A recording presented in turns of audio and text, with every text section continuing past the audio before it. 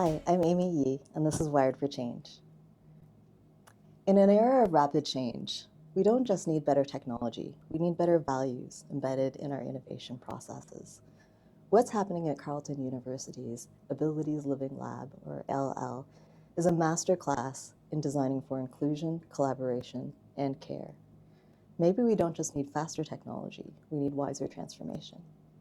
I'm here today with Dr. Adrian Chan, and I'm going to turn this around.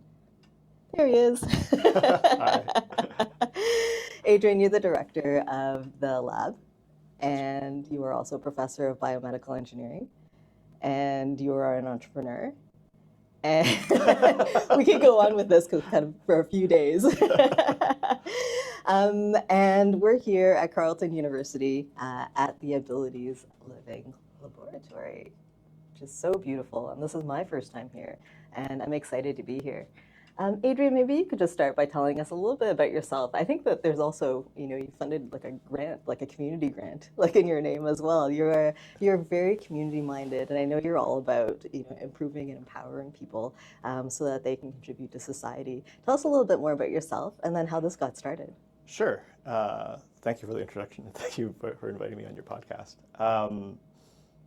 Yeah, I mean, I've been a professor here at Carleton now for, over 20 years. And throughout that time, I've been involved in a lot of different kind of areas and roles and responsibilities. And part of me was thinking about like what ties all of this together. And it's kind of what you're saying, like, everything that I do tries to empower others to reach their fullest potential. And so some of the research that I'm involved with as a professor here is in the area of accessibility, which is how do we make an accessible and inclusive society so that everyone has the opportunity to participate and contribute positively to our society. And the Abilities Living Lab is an example of this. This is new infrastructure that just recently opened, actually, that facilitates research for an accessible society. And it's exciting because it's like the first infrastructure for this, and it's a highly interdisciplinary space where I get to work with amazing colleagues on really interesting research. That's really fascinating. We're really lucky to have Adrian here to give us a tour today in between his busy schedule. So maybe we could walk around the lab a little bit. Sure. Okay. So this is our entrance here. We got some nice signage, which I think is quite beautiful. Part of the concept of the design as well is that, you think about university labs. If you imagine them, you think that prototypical kind of busy equipment everywhere, kind of dated. And one of the things that you'll see here is that this is somewhat atypical of a lab. We were trying to create an environment that's more inviting, more comfortable, so that when we are doing our research with the community, that it's a space that feels, people feel at ease and feel welcome to. And so this kind of entrance space provides that kind of like first impressions, I guess. And I don't know, I feel like with the lighting and the carpeting and everything like that, it has that warm welcome feeling. I love it.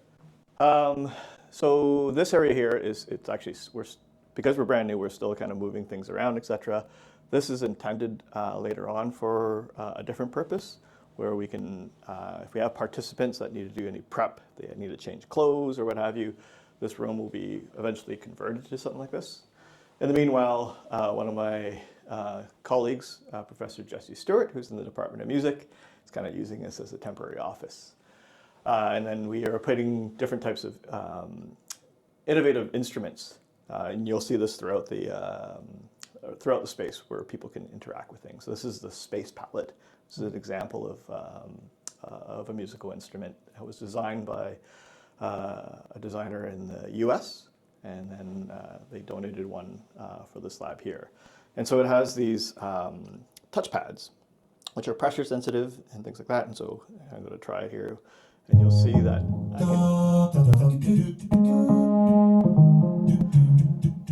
And so it has both auditory, and you'll see as well as visual. So you have like this kind of multimodal kind of presentation of music making. And again, this type of instrument doesn't require like any kind of musical training. It's very easy for people to interact and explore with it. So when we talk about accessible music, it's not just the kind of physical accessibility, but accessibility from different aspects as well. Why couldn't we have had this when I was stuck in piano lessons when I was a child? Oh, we should have had it. I did also take piano and not terribly successful. But you also see the like one thing you weren't successful there you at. go. And then these are other instruments that we're kind of designing. These are instruments? Yeah, so this is like you place cubes on particular areas, and then it creates different types of sounds. Professor Stewart and I were also making another type of multi-sided dice. We call them simple solids, and so they're like 21-sided dice or 30-sided dice, and as you roll it, depending on which face shows up, it would play a different beat. Wow. And that's also not only enjoyable but easy to use, but people with physical disabilities who might not be able to lift or move objects could perhaps just gently nudge it and have it move about and things like that. So again, allows that participation in music making. Okay, so we come around here. So the whole lab is divided into different zones. This is our human performance lab. This is kind of similar to what you would see in a human kinetics lab. And so a few of the features that you'll see here. Around the perimeter, at the top you'll see a bunch of cameras. There's two types of cameras. These cameras here that are kind of box-shaped, they're your traditional motion capture cameras. So they emit infrared light, and then you wear these reflective markers, and then with multiple cameras you can triangulate where those markers are. You've probably seen that on movie making when people are doing animation. And they have those little dots, and then they either speak or move about, and they do that animation. But it allows you to track human motion. And then these cameras here, they're similar to regular cameras, simple RGB cameras. These ones are a bit more expensive because they're higher quality, higher frame rate. But what this allows you to do is, again, we have multiple cameras around the room. So as people move around the room, these cameras simultaneously capture the video, and then it uses specialized artificial intelligence to find the people and then their different joints. And so the advantage of that is that we can do human motion analysis without having them to wear a spandex suit and all these little markers. Oh, I see. Okay. And so it really speeds up that process. We had a fine example recently where one of my collaborators, Dr. Ed Lemaire, he works out of the Rehabilitation Center here in Ottawa, as well as affiliated with the University of Ottawa. And so he's been developing a new powered prosthetic leg. So everything from the hip downward. And we wanted to test it out with a user, but for a person to come in and then change their clothes into a spandex suit, then marker them all up, the prep itself would probably take like an hour, and then they would walk a few times for a few minutes, and then switch his leg, and then do the whole same process of marking them up. So that'd be quite the process. And so instead, we brought them in here and used what we call the markerless-based camera system. So the person came in, donned one of the prosthetic legs. He was there with his regular clothes on, ball cap on, and walked up and down, switched legs, walked up and down, and the data collection was done. And we were able to track body motion, the movement of the prosthetic leg, and then do our analysis to compare it with between the prosthetics as well as his normal leg as well. So speeds up the process and makes things a lot more convenient in that type of analysis as well. Amazing. It really reduces the barriers to designing together. Yeah, and it was just fantastic to see these type of new tools that are enabled by technology, including like artificial intelligence.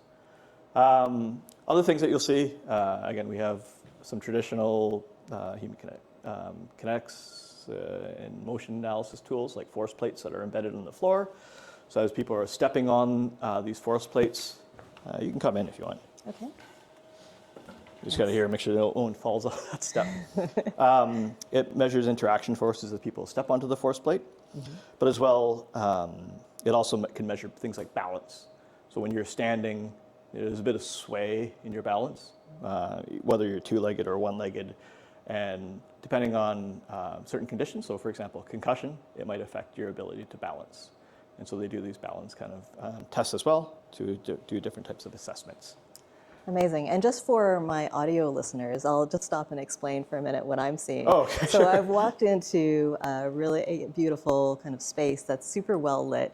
And as Adrian described, there are rails all around and like 360 around the room with really very cool cameras on them, providing sort of what is needed here. And it's very open, and it's very kind of a user-friendly, kind of not an intimidating kind of space that I see. And Adrian was just walking on some sensors in the floor that they kind of just look like floor, special panels in the floor, and so there's a lot that can be done here, a lot of potential for sure. And if you are an Apple Podcast listener or an audio listener, I would encourage you to visit the YouTube channel to actually see what I'm seeing here with Adrian. Thanks. So over here we have an instrumented treadmill. It's a split belt treadmill, so you run on it, walk on it. It's a split belt, so each leg has a separate belt, and then it also tilts up and down. It's instrumented in that it has force plates underneath the belts. So as a person is walking or running, we can also measure the interaction forces of that. And then because it's a split belt, you can do some interesting kind of experiments. So you can change the speed of each of the belt to purposely perhaps trip someone out to see how they recover from stumbles, as an example. Over here we have an isokinetic machine. This is to measure a person's ability to produce force on different joints, so both upper arm and lower limb, and it can also do like your trunk as well. And so it can measure the applied force. In addition, it could also produce force as well, so some counteracting force. And they use it for both assessment and rehab and things like that. So for example, if someone had a knee injury, they might want to track a person's strength and recovery during that time. Over here, we have an instrumented staircase, just like it sounds. It's a staircase. Except it has embedded force plates on the stairs as well, so you can monitor people climbing up and down stairs as well. And we have a bunch of other types of monitors. One set up here is an eye tracking system. Mm-hmm. So we have an eye tracking system on this monitor here. We have a researcher who is looking at concussions. And so with concussions, it can affect your ability to fixate, so your eyes to gaze on a particular target and track targets as well. And so they're looking at the effects of concussions on your ability for eye gaze fixation. This is a vision trainer. This is like a board with multiple buttons around, and these buttons simply light up. And as they light up, you press the buttons. They use it for reaction time, testing for sports, but again, it could also be used for different types of assessments. So again, for people with concussions, it might have some impact in terms of your reaction time. And because we're looking at around the perimeter, it could affect you in different locations as well. So you can do different testing to kind of see that. Oh, interesting. And some of the things that you don't see are some wearable physiological monitors. So we have things that monitor your heart, your muscles, all these different types of wearable monitors as well. Mm-hmm. And what you'll notice about the space as well, it's, and including the entire lab, it is a very flexible space. Okay. So you'll see movable furniture, movable equipment, and part of that is to allow the rearrangement of this space for different types of research. And so we can adapt the space depending on what type of research that we're trying to do. Other things that are, I say, noticeable, you do see a lift here. So this lift here is call it an XY lift. So it covers the entire room. Oh. And so the person can move about the entire room. So if we're doing some particular testing and we're worried, for example, about potential falls, this could provide that level of safety so that, any participant then is like kept safe from these types of falls. So that's our human performance lab. Nice. And what equipment in this room is currently being used most frequently? The one probably the most frequent we've been using is the motion capture system. We've used, just because I think it's kind of exciting to use. And it offers like very simple solutions for a number of different kind of activities. The eye tracking system is something else that we've been using quite a bit. Yeah, we're hopefully going to get everything kind of up and running, but all the different pieces can be useful in different research projects. So depending on the needs, we'll kind of bring in the tools that are necessary. Nice. Yeah. Nice. And sorry, we forgot to go over, I'll just follow you here, but Okay. Watch your step. how long has the lab been open? Like, is it the whole lab or is it just this area that's been? No, the whole used quite a lab lot? is now open. We've been open only for a few months now. It was kind of like a soft opening where we were kind of using the lab. Okay. And then we had... You were playing with the toys. Yeah, exactly. And then we had kind of our official open house in this past February. Okay. Yeah, so that's kind of the official launch, I guess. Okay. So the next space is our design lab. And you can kind of see it through this glass. We have one research assistant currently working on it. Despite the fact that it is extraordinarily crowded, the design lab is actually a blank space. And so there's actually nothing permanent in this space. And you can use it to prototype different types of environments. So on the very back wall, you can see that wall there has special panels, which are magnetic boards and a whiteboard as well. And so you can draw things on it. You can mount things magnetically on it. And then you'll see that there's also rails between each panel where you can actually mount things physically. Currently, what's being done here, there's a project on infection protection control. So for example, with Ebola outbreaks, they would have like these plastic screens to keep people who are infected on one side, and then people who are providing healthcare on the other side. And so that entire structure that you see, that wooden structure, is to mount those screens on. They can prototype the environment and the equipment, and then people interacting with it. And then you'll see that they're using the entire kind of place for different things. You got all your sticky notes here and what have you. But what this allows you to do is again, you can then create different types of environments. And there's other special kind of controls. So the lighting at the very top is programmable, controllable. So you can change the brightness of each individual track, as well as the color temperature. So you can look at, having warm light or cooler lighting as well. And then because you can program it, you can look at things like circadian rhythm. So if you're stuck in like indoors without seeing a window, you kind of lose the idea of sunrise and sunsets. And so this allows you to look at different effects like that. Oh.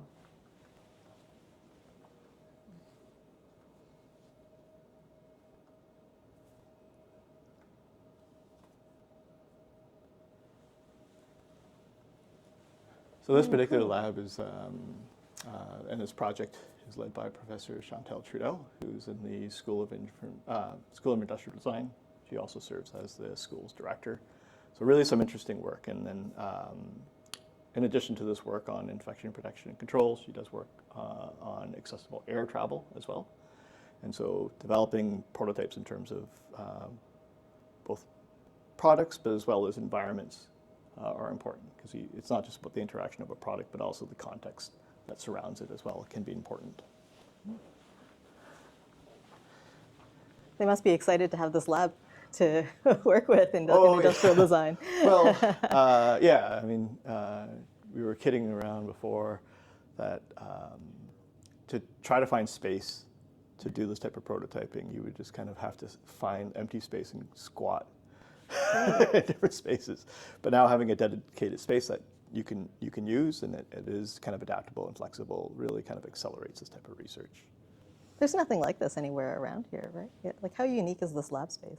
So there are simulation centers in different places. So for example, the Ottawa Hospital has a surgical simulation suite. We work with the Center for Air Travel Research, which has another simulation for like an airport where you check in kind of the part as well as the aircraft itself.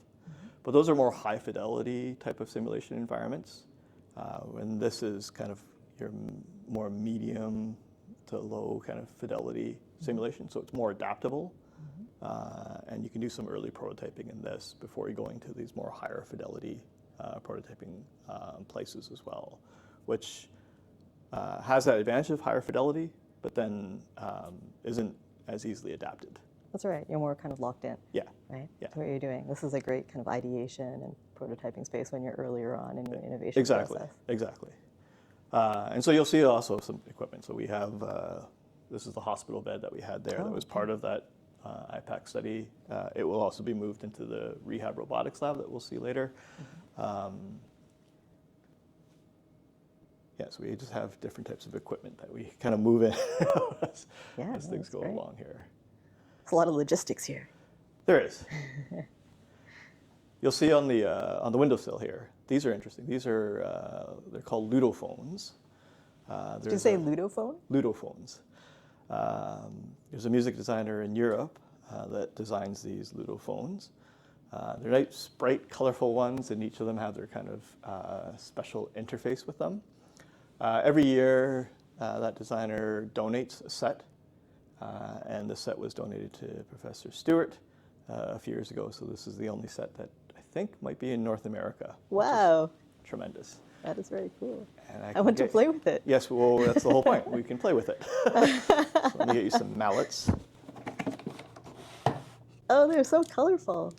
Yeah, so we put them by the window because instead of just piling them up and storing them, Jesse was asking, can we just put them by the window because it's like allows people to interact with them. Yeah. In addition, if you're out by the river walking by, you can actually see them through the window. So it's very nice. A little level of intrigue. They're all kind of maybe 2 to 3 feet in diameter, and they're domes, and they have metal contraptions on the top of them, and they're all very different, but uniform in terms of it being a dome with metal on top. And each one is a different color. So we've got bright colors: green, pink, red, yellow, blue, purple. They look like a lot of fun. And Adrian's holding I'll give you a mallet. A mallet, and he's given me one. Oh, we're in trouble. And so each of them, it's the top part that you use to, and each of them has like,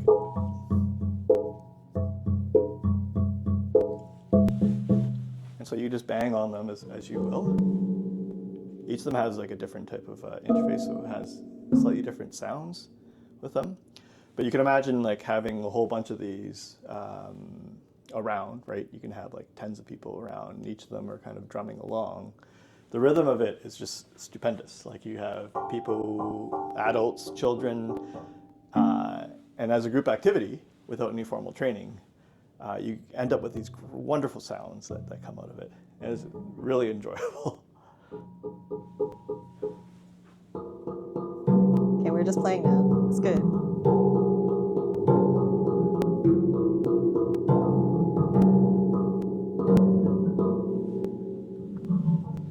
Very fun. And I don't know if the students every once in a while use it while they're working here as well. It's really just for your personal enjoyment, isn't it? It could be. It could be. And you can see, so this space here is just our common space.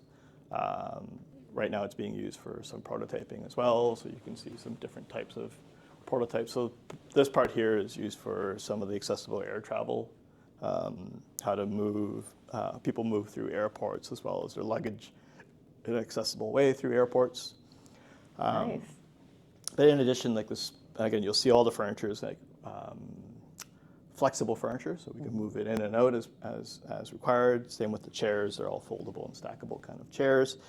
And so, if we're doing focus groups or interviews or other types of presentations, we can use this space for such type of research as well. Oh, nice. And you'll see both in the Human Performance Lab as well as here, we have like some embedded screens in the walls as well, so you can make your presentations and project and show videos and what have you.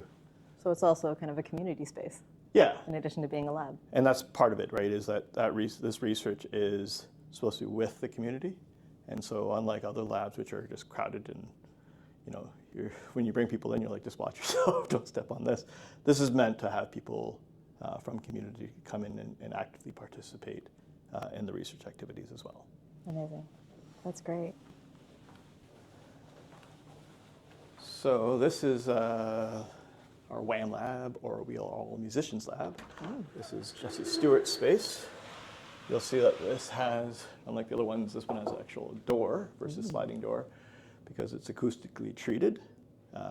Jesse is a percussionist, actually a Juno award-winning percussionist. Oh.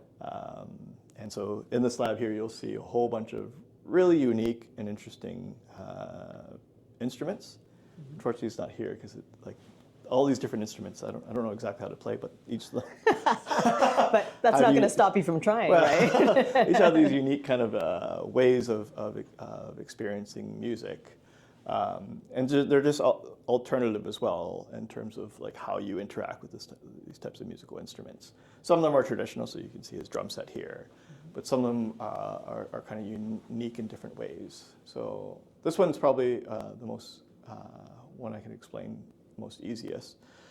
You'll see here a bunch of cymbals that are hung on a structure, and then solenoids, which are these mechanical actuators.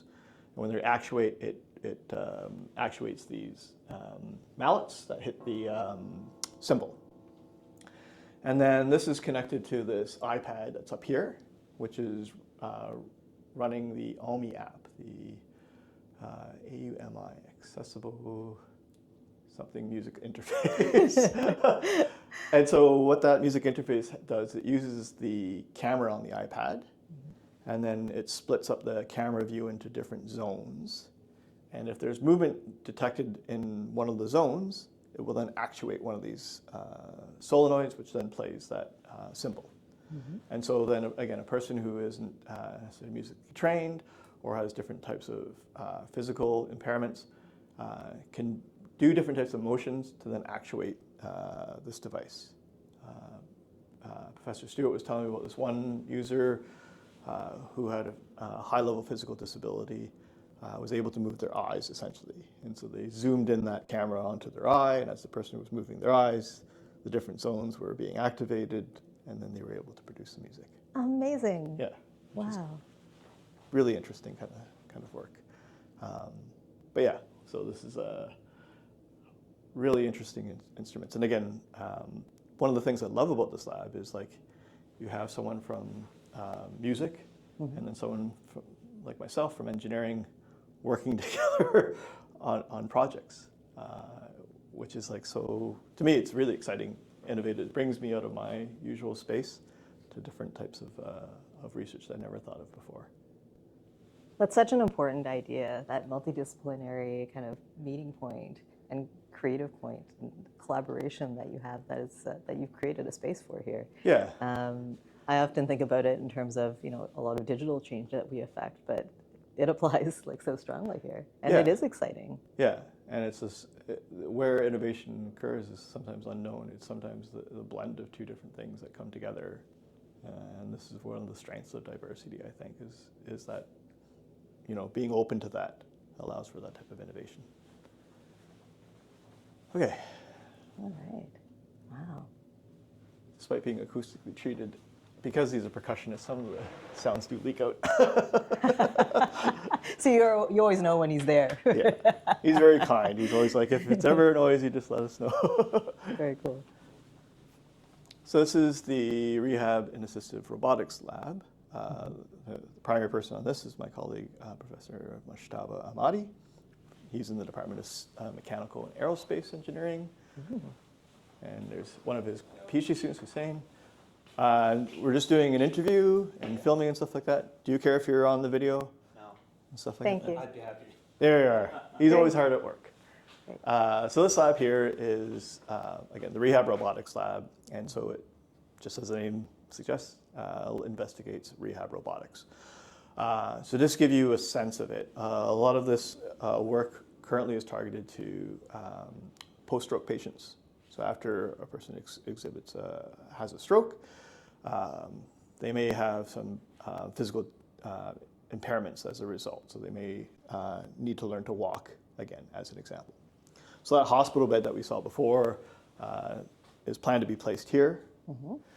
After stroke, if a person has issues walking, what often is a good course of treatment is for early gait, so that to get the person walking as early as possible and as frequently as possible.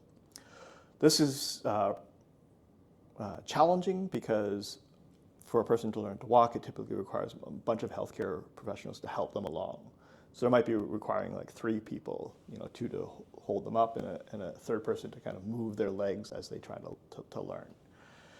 And so instead, what can be done, because having 3 people dedicated to one person frequently and for long periods of time is difficult. So instead what we can do here is, the plan is to have some robotic arms that can be attached to a person's foot. And so while they're laying in bed, that arm can provide that walking motion and provide as much resistance or assistance as needed. And then you can also don, for example, a virtual reality headset, and so that you can play a game as you're walking. And so that provides that type of training while the person's in bed, starting to learn, again, that ability to walk. Once they've progressed sufficiently, the next step would be something like this. This is the gait enable instrument that was designed by Professor Amati. Really? A person would simply be belted into the system here. This part raises and lowers, so the person could be seated and belted in, and then raises them up so that they can be upright. And then there's specialized sensors here. So as the person is walking, the robot would walk with them. And so the robot, although it is large and heavy, would appear fairly weightless as the person is walking. But then if the person falls, the system will sense that and prevent them from falling. It will essentially catch them. And so that provides that level of safety. So then it goes from requiring perhaps 3 healthcare professionals to help the person walk to essentially 1. And that one person is just walking alongside with just an emergency button, just in case anything should happen. But then the ability to have frequent chances to walk in longer periods is then provided to those type of patients. Wow. And are you working, or is the professor working with healthcare providers, like hospitals, for instance, to test this out, or to? Yes.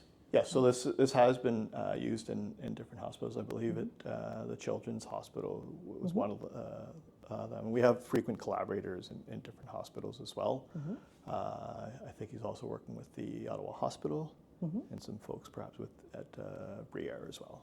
So for this one, what stage of development would you say it's at? So this one was actually commercialized. So they actually made a commercialized system that was on the market for a bit, and now they're still refining it in research as well. Wow, very cool. Yeah. Hussein is actually one of Professor Amati's PhD students. Okay, so he's listening to make sure that you're not saying anything wrong. Hopefully not. Part of his research is on this particular system as well. Amazing. Other things that you'll see is like other robots. This is another robot arm here, a smaller robot arm by Canova. Again, it could be used for different types of tasks. Well, one task that they were talking about was different type of reaching tasks. So for a person, for example, who might be a wheelchair user, certain types of environments require different types of reach, either up or opening doors perhaps, that might be facilitated by such robotic arms.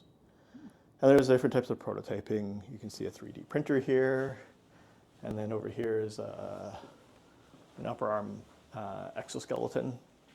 This one, a person would be seated here, both arms into the robot. This chair would be moved forward, and what the user would see is this projection of the screen here. And so it kind of masks or obscures the person's arms. And then there are different types of tasks the person would do, kind of like games. So some of them would be, can you move your hand from this target to this target? Or sometimes you'd see falling balls and you're trying to bat them away. And again, this could be used for a number of different types of conditions. So stroke, again, would be another example of this. Your ability to have proprioception, so know where different parts of your body are in space without seeing it, is proprioception. And so you might have a loss of that type of proprioception. So your ability to move your hand from a target location to another target location may be affected by things like stroke. And so they can do assessments and then also monitor kind of progress and recovery from that. Mm-hmm. And again, you'll see like the lift here that travels from the bed to here. So as different users come in, if we need the lift for transfers, that's readily available for them. And we're still acquiring other equipment. We are acquiring more 3D printers and other full body exoskeleton. Yeah, there's still, again, we are still new, so we are still setting up some of this as well. Great so far. There's lots to see. Yeah. And I can show you we can go back to the food design lab if you want. This is the emergency exit. Or the secret exit. Thank you. Now we're going a bit backwards.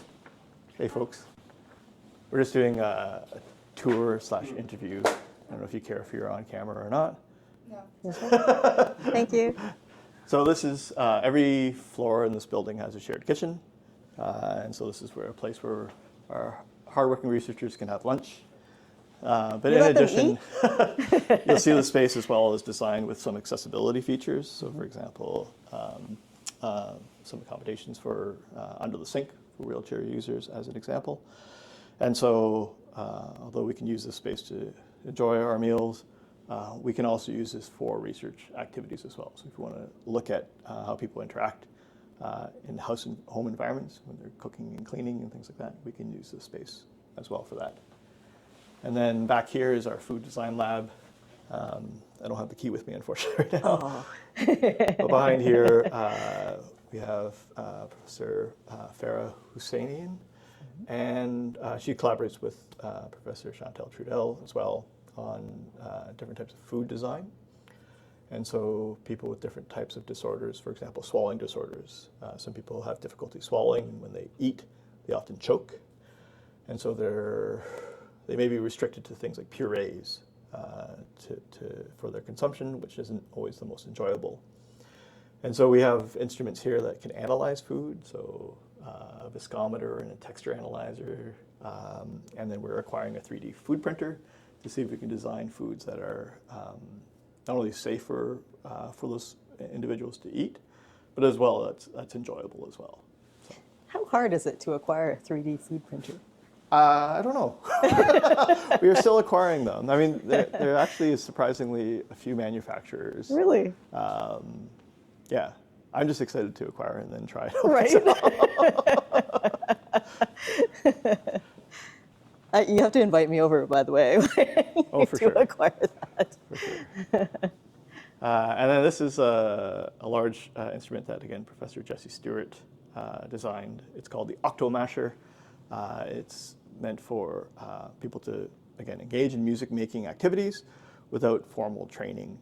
This instrument, we recognize that it's not fully accessible because of the height and things like that. He's going to be currently trying to redesign it to make it more physically accessible, but allows people to interact with music in a very kind of simplistic way.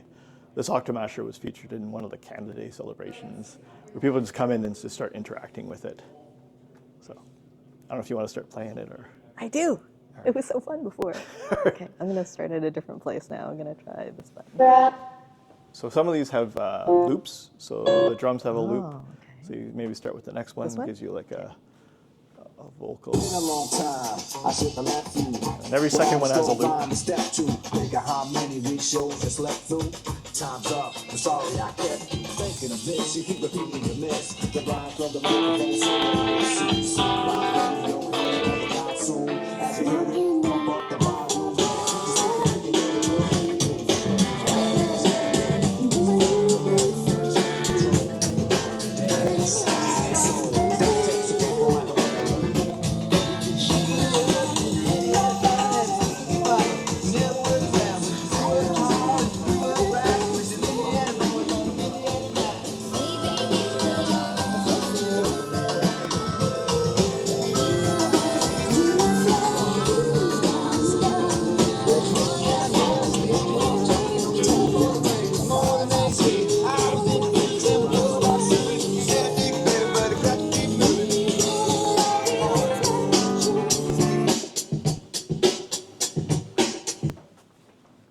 It's really neat what this is So much fun. I would do this on a daily basis if I worked here.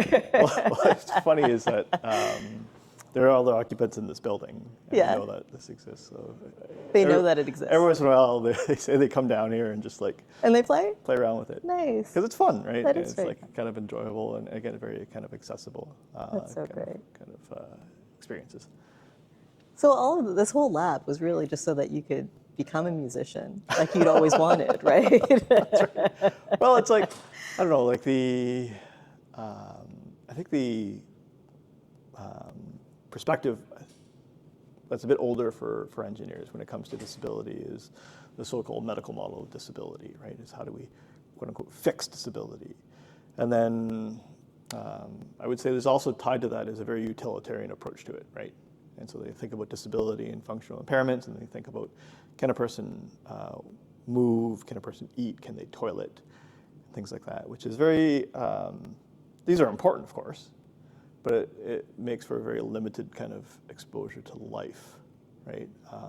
We can kind of see this in perhaps some of our own experiences. I think people started to experience that during COVID, when people were required to stay at home, right? People were still able to do kind of your basic functions, right? They were able to toilet, they were able to clean, they were able to eat.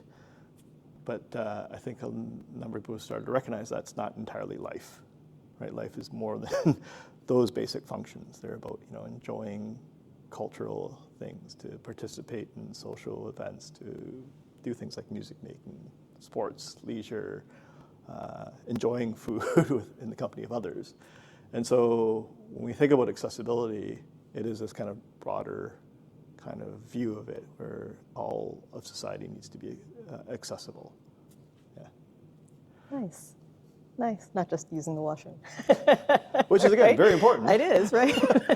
But, yeah, not just limited to that. And so you can see this kind of, this lab and the activities that are involved with it are quite varied for that particular reason. Like some of the stuff that you maybe saw on that board there is like things to do with sports, things to do with art and culture, things like that, which is really good. So thanks so much for that tour of the lab. That was fantastic. I'd read some articles and some media that you'd gotten on the lab so far, but I couldn't have imagined until being in this space. So I'm really happy that we were able to get some video footage online that you can feel free to share with anyone you want as well. So congratulations on putting this together. I know you're still in the early stages of it, but there's so much here to see and do and learn from, clearly. Just wanted to ask you a couple more questions. Like, first of all, the procurement of everything.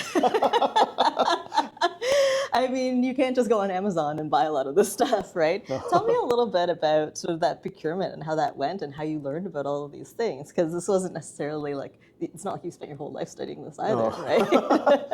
I always find this frequent in my job, though. It's like, as a professor, we teach, we do research, we do these admin kind of stuff, and I'm like, when did anyone train me to do these kind of things? This entire lab's kind of that experience as well. So if you came here years ago, this whole space was basically bare concrete to the floor, concrete walls. Parts of this lab, I think there was like a vent right here that was like maybe like down 4 feet off the ground. And so the whole space needed to be designed and constructed, right? And so we were working with architects on the design of the space.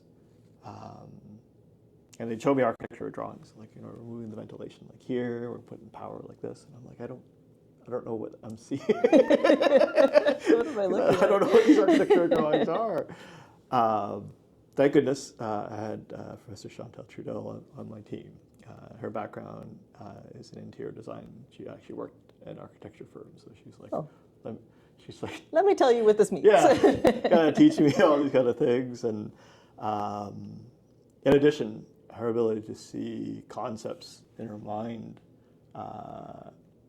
before the final product, like just how the space would be envisioned, doing workflow planning, and things like that.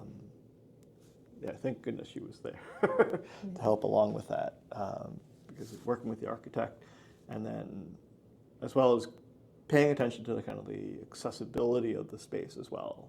So choices of like door sizes, carpet color and pattern, lighting, all these things had many complexities associated with it, which aren't always noticeable, I guess. You know, with good design, if it's good, it just works, and no one really notices. When it's bad, you notice, right? And so every detail has been thought through. yeah, And it's intentional. we did our best to try to take care of whatever we can, and be as proactive as possible to think about the accessibility of the space, because if you're doing work on accessibility with community, the space, of course, itself needs to be accessible. And then, so there was that one side of just like the whole construction aspect of it, which was new to me. And then, yeah, the procurement of like specialized equipment. And it, as you saw from the tour, it's a very interdisciplinary space, right? We have people from music to people from design, people from food sciences, people from mechanical engineering. And so my expertise doesn't span all this space. And so it has to be kind of a team effort to know where people have their expertise and work together in collaboration and coordination to kind of have this vision come out to what it is. Incredible. What an experience. It is. And we're just at the start of the journey as well. Like, to me, like, this is like a big step, but towards greater things as well. So it's like, yeah, it's like the first part, yeah, it's kind of exhausting, but it's kind of like travel, where you're like, you have to take that flight to a destination, but then the excitement begins once you reach there. Right. And so the best is yet to come. Yeah, and so I think there's a lot I look forward to still. So how do people get access to the lab? Or how do you choose projects? Like, how do people end up here? It's varied. Because we're still relatively new, there are things that are continuing from previous research that's been done that we're just trying to accelerate or facilitate through this new infrastructure. At the same time, you know, having access to new space and new equipment offers up new opportunities. So some of the equipment there is specialized equipment that you don't really see frequently in different spaces. So that kin arm, for example, is one example piece of equipment. And already there's a partnership with one of the hospitals to do some pilot work with that equipment. So it's enabled by having this type of specialized equipment available. And then there are opportunities that just come out when people hear about it. And so one of the media releases got the attention of one of the local museums, the Museum of Nature, and they were interested to learn more about the lab. And so they came and took a tour of the space. And it was just yesterday, actually. Oh, really? I went, well, no, they toured a few months ago, but I went to the Museum of Nature, not the main building, but they have another space out on the Gatineau side. And so I got a tour their space over there. And what a unique space, like just varied in terms of their work environments and things like that. And they're also looking at how do we create more accessible environments there. And so these type of shared goals, I guess, are kind of facilitated by this as well, where we see people get some attention to some of the research that we're involved here, and some of the facilities here. They were interested in our design of the space as well. And then that kind of increases collaborations that come out of different spaces. Well, and then having a way to spark those collaborations that never would have happened before. I mean, that's very rich in terms of value, you know, as well. Just inspiring people to think about, well, what's possible or who they could work with.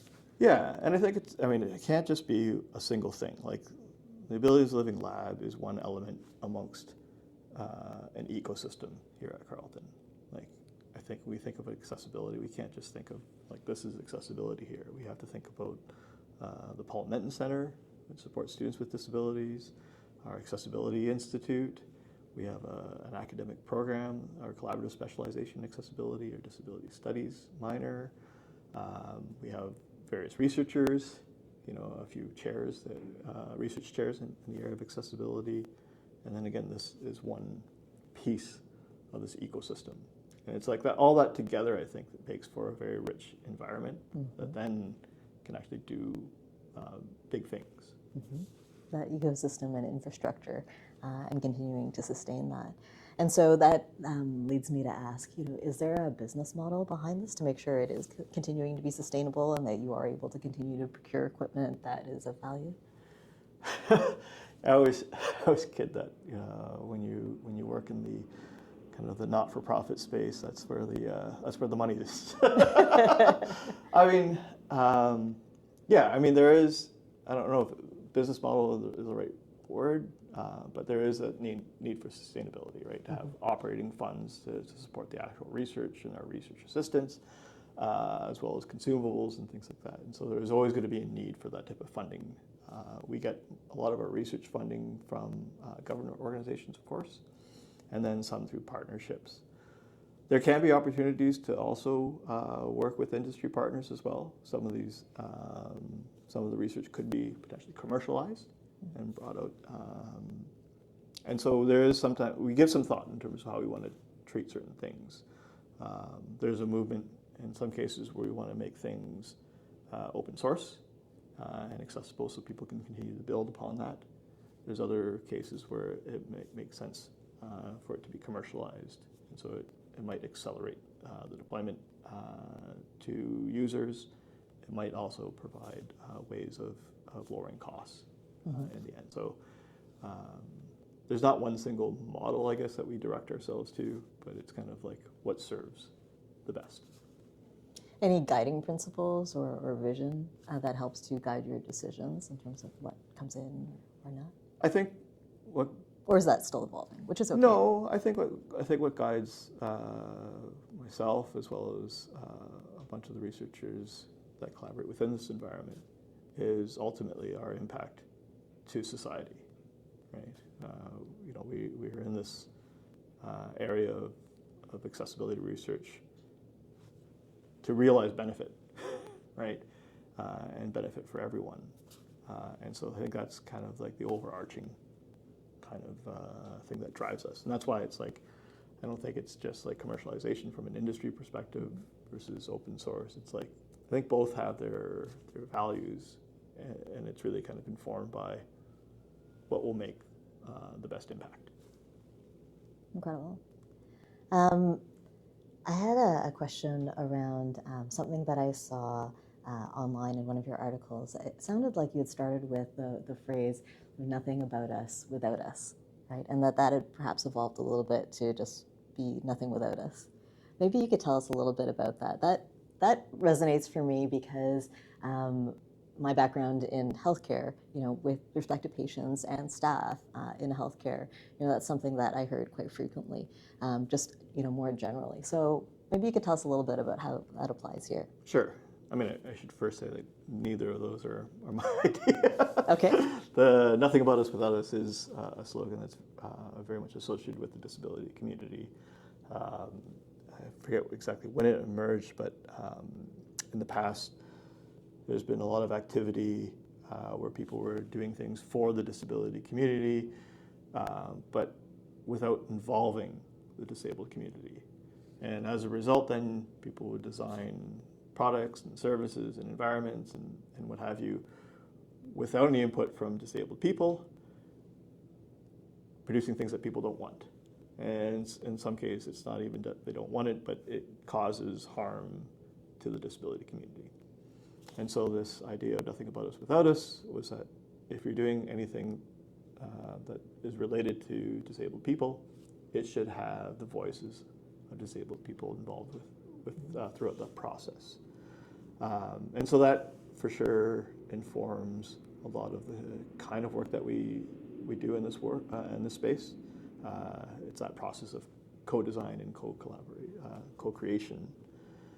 And then a few years ago, the phrase "nothing without us" came about. One of my friends and collaborators, Yasmin Laroche, she was the deputy minister in the government, and just a phenomenal accessibility champion as well.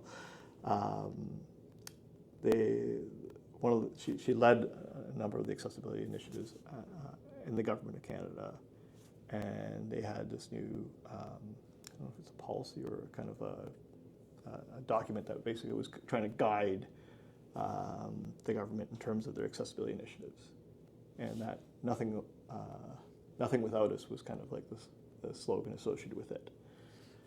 And it really resonated with me, because you think about nothing about us without us really confines to things to say that these are things that we do for people with disabilities, and these are things that we do that don't involve people with disabilities. But that's not really a way that we should think about that.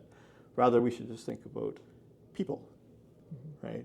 And when we talk about people, that includes disabled people as well, right? And so that need to say about us in a way is kind of redundant, right? We think about employment or education, sports, leisure.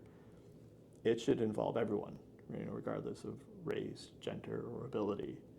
And so that shortening of it, I think, kind of emphasizes that point as well, that we should think about people with disabilities in everything that we do.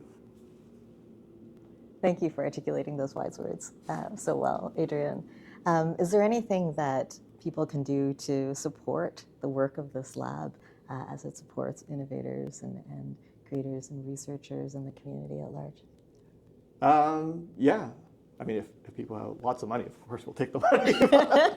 But we are looking for people who are interested in pursuing an accessible and inclusive society. If there are ways that we potentially could work together, we're always looking for ways of collaborating and working in partnership with people. Spreading the word. I mean, we're new, and so getting the word out about the activities that we have here, both within the lab and at the university, is also helpful, because these connections and partnerships and things I found over time come in sometimes unexpected ways, right? And these unexpected ways lead to very rich and impactful kind of outputs. And I wish I could see the future, but I can't.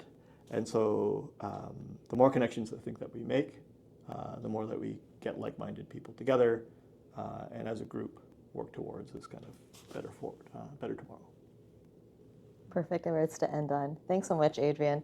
I think that folks will be able to find more information about Carleton's Abilities Living Lab on the Carleton website, the Abilities Living Lab website, and of course through you, Adrian.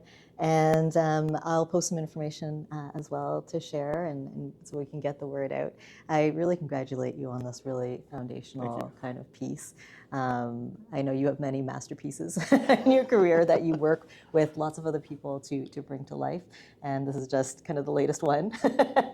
And I really appreciate this unexpected pleasure of being able to tour the lab and to elevate what's happening here. So thanks very much. This is Amy for Wired for Change.